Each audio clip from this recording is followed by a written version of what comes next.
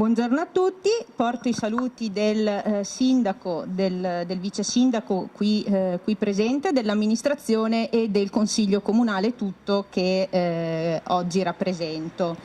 Oggi è una giornata importante per la nostra città, è una giornata in cui ci troviamo a commemorare quei martiri, quei caduti, nostri concittadini che 76 anni fa sono morti sacrificandosi per la libertà. La libertà è un diritto, un valore fondamentale e come tale va difeso.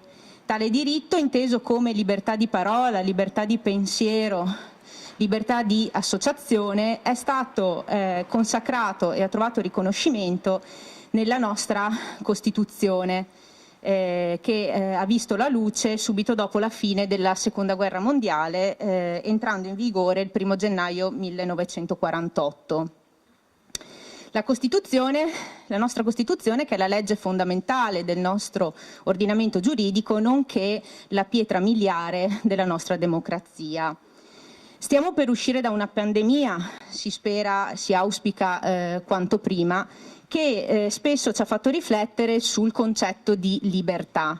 Ovviamente mi riferisco solamente alla libertà di locomozione, alla libertà di movimento, di spostamento, che ha visto appunto una restrizione della nostra libertà durante i periodi di lockdown.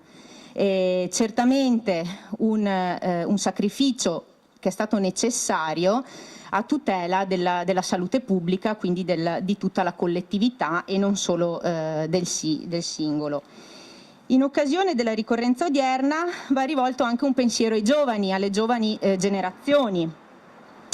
E anche i caduti che oggi ci troviamo a commemorare erano per la gran parte dei giovani speranzosi nel futuro e assetati di libertà. Questo sentimento si ricava anche, è possibile vincerlo anche da Fragole, un testo di Mariangela Massenz. Mariangela Massenz, nota partigiana bellunese, poi divenuta insegnante e che ha vissuto in prima persona gli episodi di Piazzale Marconi di quel 1° maggio 1945.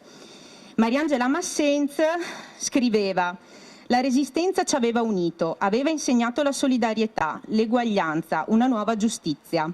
Era stata abbattuta la dittatura, avevamo ottenuto, a quale prezzo, la libertà.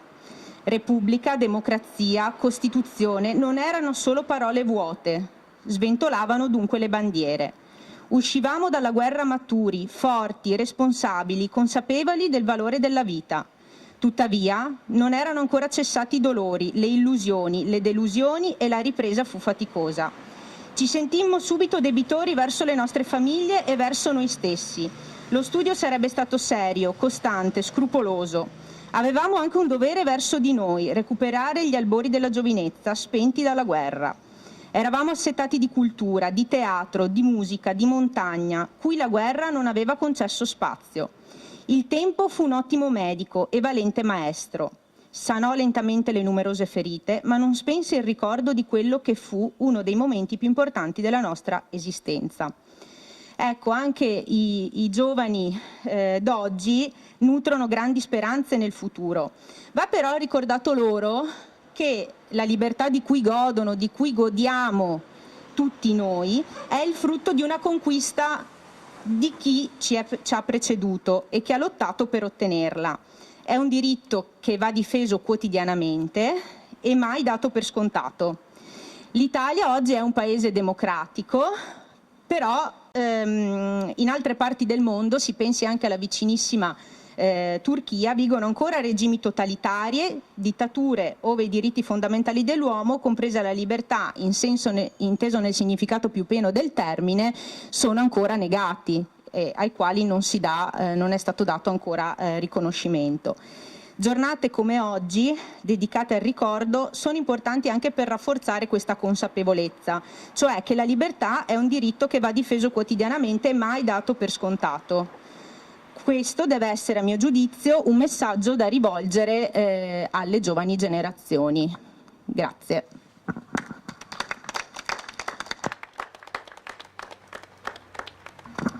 Vi ricordo poi che questa cerimonia proseguirà alle ore 10 alla Rossa per commemorare i martiri dell'Oltrardo.